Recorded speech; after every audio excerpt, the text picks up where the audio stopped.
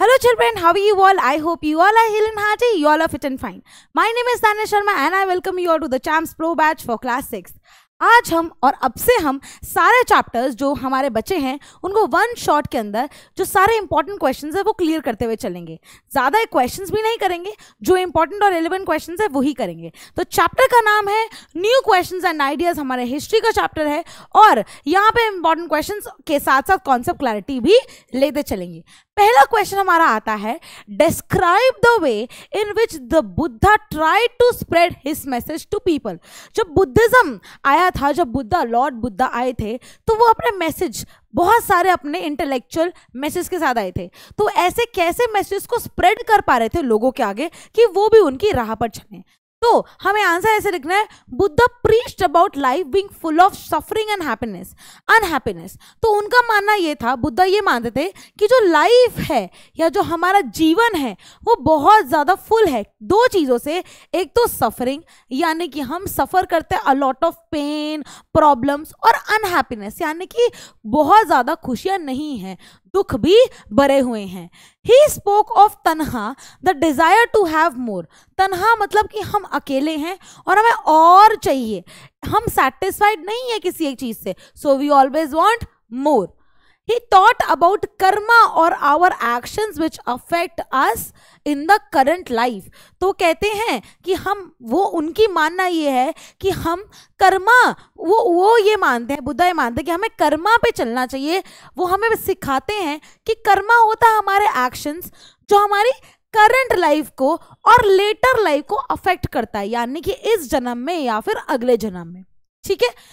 He taught about people to be kind. इसके अलावा वो ये भी बताते थे कि हमें काइंड रहना है, हमें हमेशा अच्छा स्वभाव, मॉरल और प्रिंसिपल्स के साथ रहना है. And respect the lives of others. अपने साथ तो काइंड रहना ही रहना है, किसी और के साथ तो काइंड रहना ही रहना है. अपनी मॉरल वैल्यूज और इंटेलेक्ट संभाल के रखना है और किसी और को भी हार्म नहीं करना है. He used the language of the ordinary people. और ये सब वो ऑर्डिनरी लैंग्वेज यानी कि जो लोगों को भाषा समझ आती थी उसमें करते थे. And Prakrit to talk to them. तो प्राकृत एक ऐसी लैंग्वेज है जो वो इस्तेमाल करते थे और लोगों से बात करते थे. तो 4-5 मेजर पॉइंट्स हैं कि वो बताते थे कि लाइफ सफरिंग्स और अनहैप्पीनेस है, उसके बीच में हम अपने एक्शंस को बहुत अच्छा लगे, जो हमारे कर्म है. तन्हा यानी कि to desire to have more, ये समझाते थे ये हमें थोड़ा कंट्रोल करना होता है, हमें काइंड और रिस्पेक्ट से बिहेव करना है सबके साथ, और अपनी भाषा जो इस्तेमाल करते थे वो होती थी प्राकृत. ठीक है. अब नेक्स्ट क्वेश्चन आता है हमारा, write the following as true and false. ठीक है, हमें बताना कि ये सच है या झूठ है. सबसे पहला आता है, बुद्धा इनकरेज एनिमल सैक्रिफाइसेस. उन्होंने ये चीज है फॉल्स, उन्होंने कभी भी एनिमल सैक्रिफाइस के लिए नहीं बोला था. He never encourage animal sacrifice, क्योंकि उनका मानना ये था कि इंसानों में भी जान होती है, हम किसी की जान नहीं ले सकते. Samath is important because it was the place where the Buddha taught for the first time. तो समात एक ऐसी जगह है जो कि बहुत इंपॉर्टेंट है और ये सच्ची बात है क्योंकि उन्होंने पहली बार अपनी टीचिंग्स वहां से की थी. नेक्स्ट आता है, the Buddha taught that karma has no effect on a life. ये तो बात ही गलत है. कर्मा वो बोलते थे हमारे एक्शंस का बहुत ज्यादा इफेक्ट होता है हमारी लाइफ पर, तो कर्मा बहुत इंपॉर्टेंट है. यहाँ पे लिखा है कि नो इफेक्ट है, तो ये हो जाएगा फॉल्स. ठीक है. Next, Buddha attained enlightenment at Bodh Gaya. ये भी ट्रू है. ठीक है, तो उन्होंने एनलाइटनमेंट, जब उनको एनलाइटनमेंट मिला, जब उनको उनके लाइफ की आगे चीज़ें खुली तो उन्होंने बोध गया में पाया था. That is true. Upanishad thinkers believed that the आत्मा एंड द ब्राह्मण वर अल्टीमेटली वन. तो कहने का मतलब जब उपनिषद आए थे, जब वो रिटर्न में करना शुरू कर दिए, प्रीच करना शुरू कर दिए थे, तो उन्होंने बोला था कि जो आत्मा है, atma is the soul and the Brahma, that is the God, is one. आत्मा, that is the soul, and the Brahma, that is the God, ये एक है. आत्मा परमात्मा से मिल जाती है, which is true. तो ये सच है और ये ही कहीं ना कहीं हमें इस चैप्टर में पढ़ने को मिलता है. ठीक है, नेक्स्ट क्वेश्चन आता है, what were the questions that Upanishadic thinkers wanted to answer. ऐसे कौन से, क्योंकि life is full of questions, हर एक व्यक्ति अपने कभी ना कभी जीवन में अपने ऐसे पॉइंट या ऐसे पड़ाव पे पहुंचता है जहां पे उसको समझ नहीं आता है और जहां पे वो बहुत सारी चीजें पूछना चाहता है लेकिन उसको उसके जवाब नहीं मिलते। तो क्वेश्चंस, यही बात आती है कि ऐसे कौन से क्वेश्चन थे जो उपनिषदिक थिंकर्स सोचते थे। Basically Upanishad thinkers wanted to know about life and death. Basically जो जीवन है और मरने के बाद भी क्या होता है, ये सब बहुत ज्यादा एक क्वेश्चन में रहते थे, यानी कि बहुत ज्यादा इसका क्वेश्चन का हंट रहता था। Some wanted to know why sacrifices should be performed, और कुछ क्या मानना ये था कि जो सैक्रिफाइसेस करते हैं, भले वो एनिमल सैक्रिफाइस हो या वो किसी का कोई रिचुअल हो, ये क्यों करने पड़ते हैं, इसका भी एक question. they felt there had to be something permanent in the universe that lasted even after death. Their ideas were recorded in Upanishad. तो बेसिकली उनका ये भी मानना था कि डेथ के बाद कुछ ना कुछ तो होता ही होगा, कुछ ना कुछ परमानेंट होता होगा, कि मरने के बाद व्यक्ति कहाँ पहुंच गया, कहाँ चला गया, ये क्या है, ये सब उनके दिमाग के क्वेश्चन थे जो कि उन्होंने उपनिषद क्वेश्चंस के अंदर लिखा और इन्हीं को ही उपनिषद थिंकर्स बोला जाता है। ठीक है, नेक्स्ट आता है, What were the main teachings of the Mahavira. Mahavira की मेन टीचिंग क्या थी, उनकी एक सिंपल डॉक्ट्रिन थी कि man and women who wish to know the truth must leave their homes. उनका मानना यह था कि अगर किसी भी व्यक्ति को, किसी भी औरत हो या किसी आदमी को अगर अपने बारे में जानना है या सच्चाई जानना है तो सबसे पहले अपनी जो लाइफ की वो चीज़ें होती है कोर की, फैमिली रिलेशन, ये सब छोड़ना होगा, पारिवारिक जीवन छोड़ना होगा। Mahavira told them to follow ahimsa, not hurting and any living being. तो अहिंसा फॉलो करना है, यानी नॉन वायलेंस भी बोल सकते हैं इसको, कि हमें किसी भी लिविंग बीइंग, चाहे वो कोई कीड़ा क्यों ना हो या वो कोई भी लिविंग बीइंग हो, चाहे वो एनिमल्स हो, प्लांट्स हो, हमें किसी को भी हर्ट नहीं करना। ये उनकी एक मेन टीचिंग थी।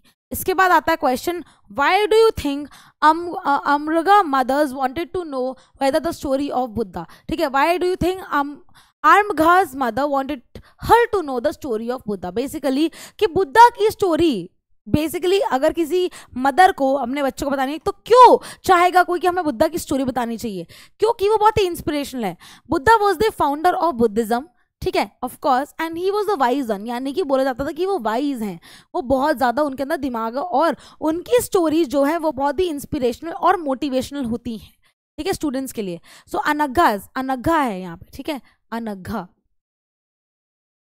एक नेम है एक स्टूडेंट का। Mother wanted to know about his story, मतलब कोई भी क्वेश्चन आ जाएगा कि वाई, अब हमारे में भी आ गया कि हमें क्यों जाननी चाहिए बुद्धिज्म की स्टोरीज। रीजन बीइंग क्योंकि वो एक इंस्पिरेशनल मोटिवेशनल होती है। बोला जाता है कि बुद्धा ही फाउंडर थे बुद्धिज्म के और वो बहुत ही वाइज थे, ठीक है, तो उनकी स्टोरी से हम इंस्पायर होते हैं और हमें चीज़ों को जीने का अच्छा अधिकार मिलता है और हमें जीने की एक अच्छी किरण और आशा दिखाई देती है।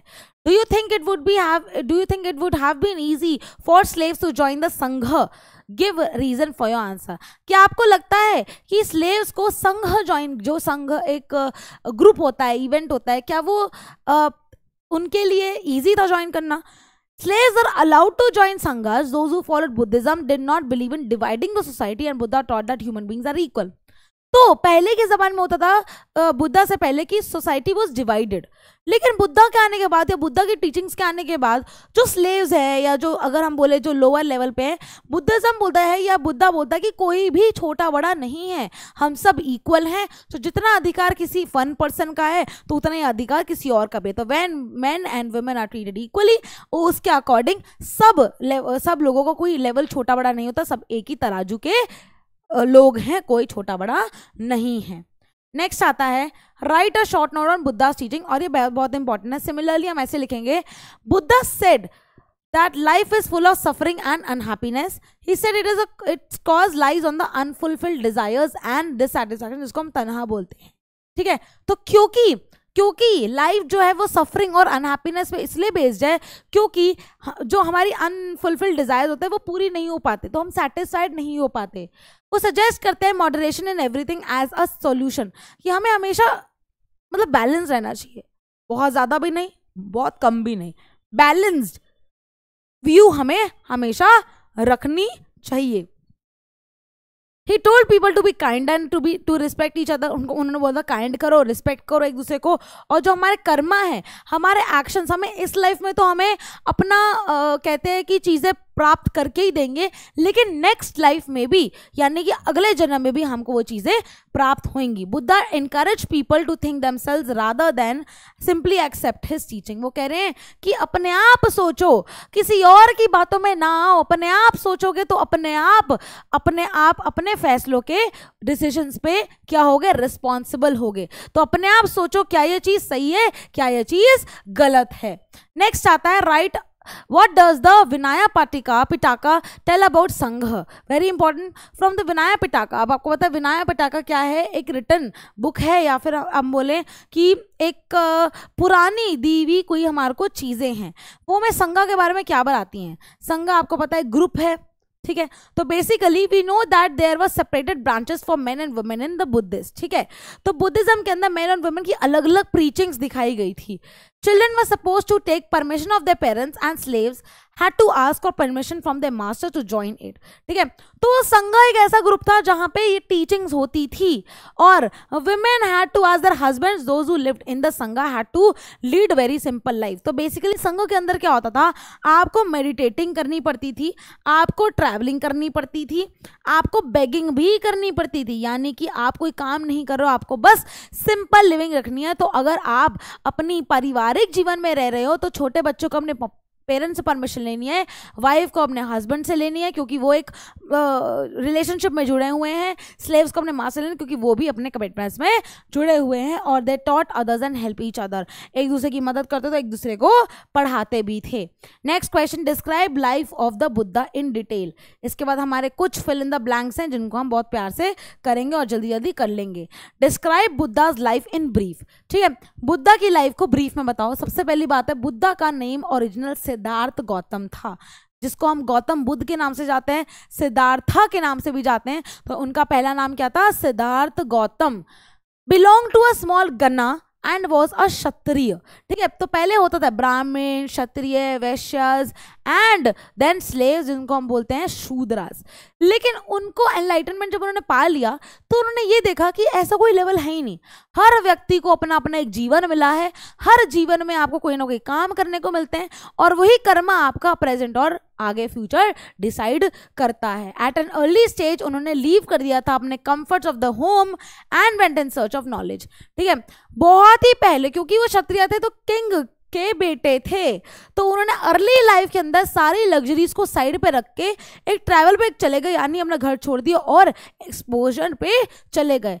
He wandered for several years and met discovered with other contemporary thinkers। हर जगह गए और उन्होंने बहुत ज़्यादा एक्सपोजर लिया। उसके बाद आके जब उन्होंने पूरा घूम लिया for several days, he meditated for several days under people tree. People tree के अंदर, बोध गया के अंदर उन्होंने बिहार में बहुत ज़्यादा कड़ी मेडिटेशन की।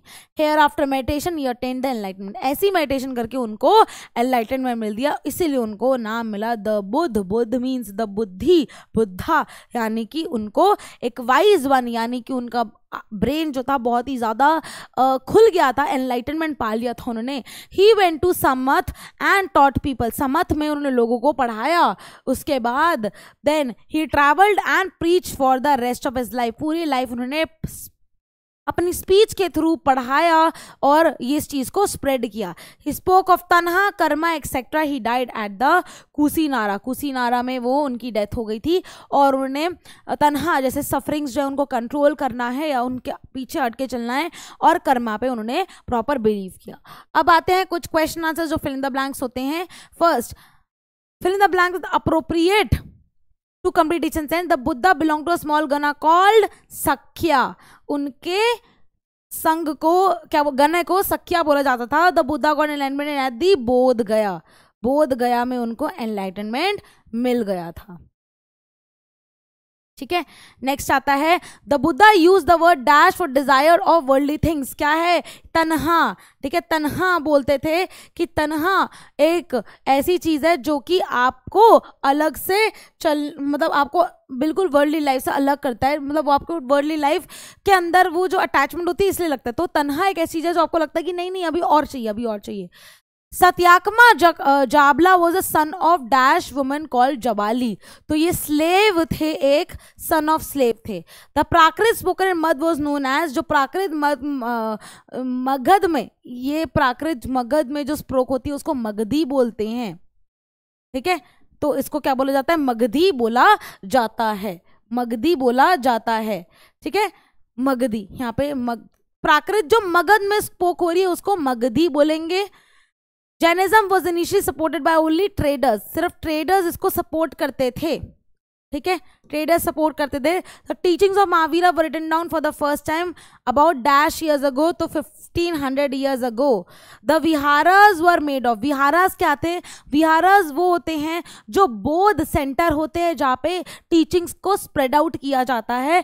तो वो viharas were made of wood and bricks, wood and bricks, ठीक है। सिंपल वुड और ब्रिक्स से बनता है, कोई ज़्यादा कॉन्क्रीट मटेरियल नहीं होता। और ये आपके आंसर्स कुछ पीछे भी लिखे हैं।